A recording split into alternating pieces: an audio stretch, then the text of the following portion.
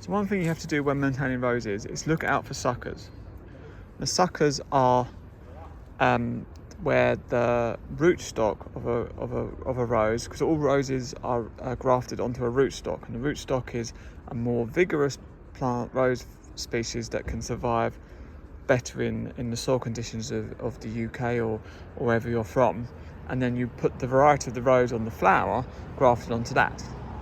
So once you remember that, the thing you've got to remember is look out that sometimes that rootstock will produce its own stems, and you have to keep an eye out for them, and normally you can quite easily spot them. Now, I've spotted one here on this rose bed.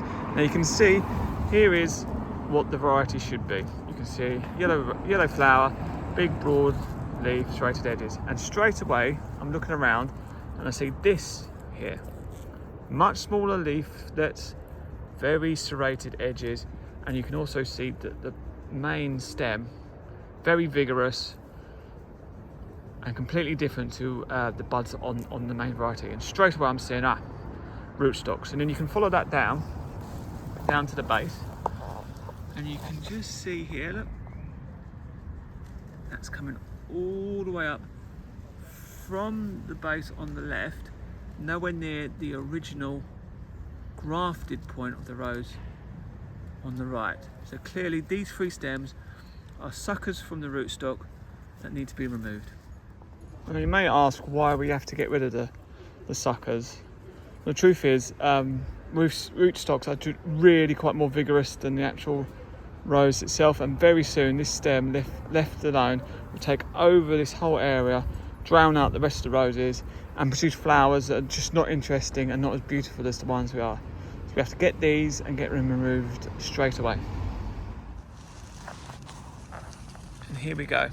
Those are the suckers coming back up, and then you can see it's been done before, and it's quite a big solid root down there. So this has been missed a few times, so we really need to get down and try and get rid of this rose sucker from the base before it spreads too much. So the trick about removing rose suckers is you've got to try and do it as low as possible to the ground, because you do not want the risk of any more buds coming up. If we just pruned them up here at ground level, there's buds there, so that'll be new stems coming up all over, and you can just see there's already a new bud bursting right there. So we need to get as low as possible right back to the root and hopefully remove it from there. So because of the size of this root stem that I'm going to try and cut out now, I'm just going to use a pruning saw and get in there as close as possible and hopefully remove it quite easily.